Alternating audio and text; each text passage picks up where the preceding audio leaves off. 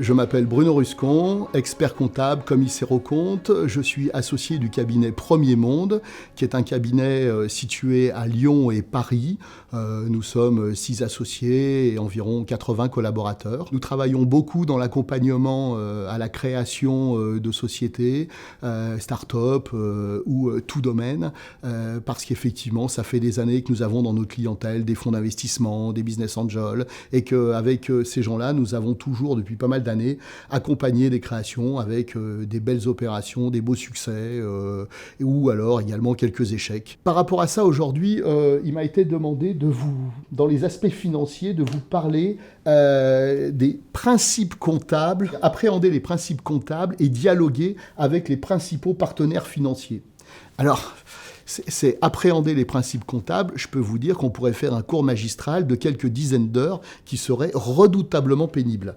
Alors, on va s'épargner ça. Je vais juste vous donner, si vous me permettez, parce qu'on ne peut pas faire autrement, une définition, la comptabilité.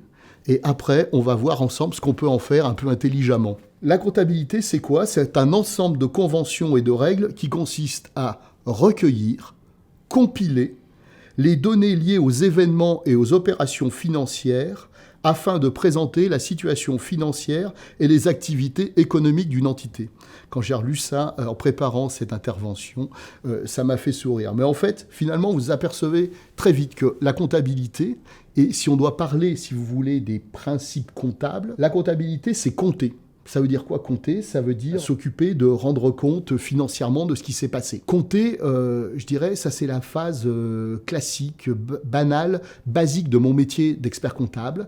Et à ce titre-là, on dispose de plein d'outils pour essayer de vous accompagner au mieux sur les événements qui se sont passés et les retraduire comptablement, c'est-à-dire financièrement, pour qu'à la fin, on puisse effectivement prendre une photo de la situation de la société que vous créez. C'est vraiment la partie, je dirais, rébarbative, celle où j'aurais tendance à vous dire, écoutez, confiez-nous ça, on sait bien le faire, et derrière, on va plutôt s'intéresser à des choses plus dynamiques pour vous. La fonction de la comptabilité, outre de compter, c'est aussi d'analyser. Alors ça devient déjà plus pertinent, à savoir qu'effectivement, là, on va parler plutôt de mettre en place ensemble des outils qui vont nous permettre, si vous voulez, d'analyser ce qui s'est passé et derrière de faire des prévisions qui vont nous permettre de corriger le tir, de rectifier ce qui doit l'être ou de développer ce qui a besoin d'être aidé. Dans cette partie d'analyse, effectivement, le maître mot, c'est le reporting.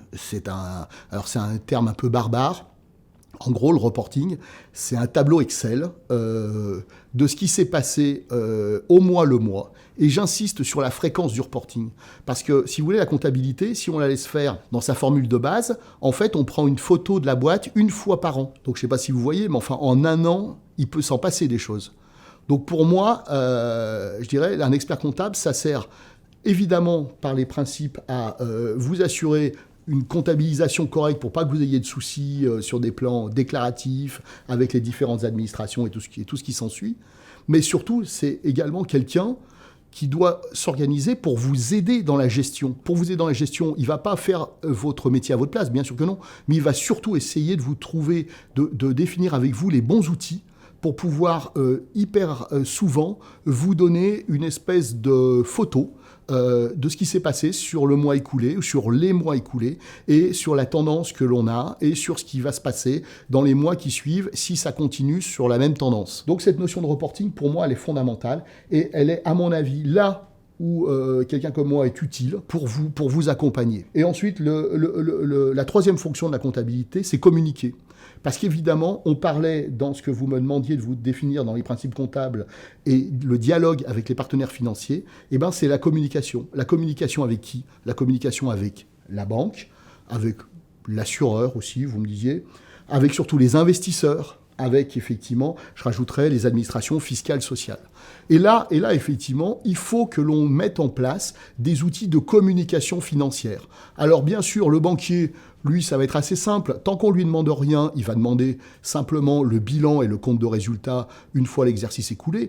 Mais par contre, si on le sollicite pour du financement, parce qu'on a un projet, parce qu'on va investir, acheter quelque chose ou je ne sais quoi, à ce moment-là, lui va nous demander une situation comptable la plus récente possible. Là, mon reporting va nous le donner. Et puis surtout, une prévision. pour vous dire, écoutez, monsieur le banquier, on sollicite un prêt, et voilà ce qu'on va faire avec ce prêt, et voilà ce que ça va permettre de développement, comme développement dans la société. Et grâce à ça, le banquier, il va être assuré sur le fait que son argent est correctement prêté et correctement affecté au développement du business. Voilà ce que je voulais vous dire, parce que c'est vraiment un point important. Derrière, la communication, elle va être aussi essentielle pour les investisseurs potentiels qui auront envie d'investir dans votre projet, dans votre société. Parce que eux, ils auront entendu ce que vous faites, ce que vous avez créé, ce que vous êtes en train de créer. Ils y croiront pas, ils trouveront ça pertinent, intéressant. Mais ils vont surtout vouloir comprendre à partir de quel moment ce sera rentable. Et ils pourront avoir pour eux un retour sur leur investissement, c'est-à-dire un développement sur l'investissement. Et donc là encore, ces derniers, les investisseurs, ils vont forcément nous demander des prévisions, des reportings, des choses comme ça, pour au-delà des chiffres traditionnels du bilan et du compte de résultat et de la liasse fiscale que l'on fait pour toutes les sociétés, savoir où on va et vers quoi on tend. Je voudrais surtout que vous compreniez une chose, c'est qu'en fait, un expert comptable, ça va être celui, si vous lui faites confiance, si ça matche bien entre vous, celui sur lequel vous allez pouvoir vous appuyer pour vous assurer absolument toute la partie légale, déclarative, la TVA, l'impôt société, toutes les autres déclarations que vous aurez à faire et qui sont complexes. Enfin, si elles ne sont pas complexes, en tout cas, c'est pas votre quotidien. Et donc, si vous voulez les faire vous-même, vous allez passer un temps fou. Ça n'a pas d'intérêt. Donc, confiez évidemment cette partie-là. Mais au-delà de ça, surtout, et c'est ça qui m'importe, effectivement, mettez en place avec un expert comptable digne de ce nom, un reporting, c'est-à-dire un suivi d'activité mensuelle, avec les bons indicateurs propres à votre métier. Et effectivement, pour que je puisse, moi, de la compta, extraire des données brutes et vous les restituer de manière compréhensible dans votre analyse de gestion. Qu'est-ce que je fais? Qu'est-ce que je produis? Est-ce que je suis rentable? Véritablement, la compta, c'est cet outil qui est assez rébarbatif, aride, tout ce que l'on veut. Mais un professionnel comme moi, ça en extrait les données brutes pour vous les rendre lisibles. Et j'ai 2 maîtres mots qui sont essentiels dans une création d'entreprise. C'est d'arriver avec mon créateur, mon chef d'entreprise ou ma chef d'entreprise à m'assurer qu'on fait de la marge, c'est-à-dire que l'on gagne de l'argent. On est sûr que ce que l'on crée, on le vend assez cher pour qu'il nous en reste suffisamment en marge nette. Et ça, c'est un point essentiel. Parce que sinon, on peut dépenser des millions d'heures à travailler. Si ce n'est pas rentable, ça ne marchera jamais. À terme, on se cassera la figure. Pour moi, ce qui m'intéresse, c'est mettre en place ces outils pour, si vous voulez, vérifier avec vous, au mois le mois, que l'on fait de la marge ou que l'on est en passe d'en faire très bientôt. Et la dernière chose, est-ce que ce que vous facturez est bien encaissé? Et est-ce que ce que vous encaissez vous permet de payer vos fournisseurs? Ça paraît idiot, mais si vous voulez, on peut faire de la marge, mais que cette marge, elle soit relativement virtuelle, parce qu'en fait, vous avez des délais de règlement qui sont épouvantables. Donc là, il y a 2 choses, la marge et le cash. Une société, ça ne fonctionne que si ça gagne du cash à la fin, et ce cash permet effectivement de vous payer, de développer, d'investir. Ces 2 fondamentaux, la marge, le cash, sont pour moi les outils que l'on doit mettre en place avec un expert comptable pour vous accompagner dans votre projet d'entreprise. Tout le reste, la communication avec tous les partenaires, les administrations, les banques, les investisseurs, les assureurs, qui vous voulez, ça, ce sont des éléments effectivement qu'on maîtrisera. Mais d'abord en interne, il faut qu'entre nous, on arrive à mettre en place les bons outils réguliers pour qu'on suive l'évolution de nos marges et l'évolution de notre cash. Voilà ce que j'avais à vous dire sur les fondamentaux de la comptabilité. Merci.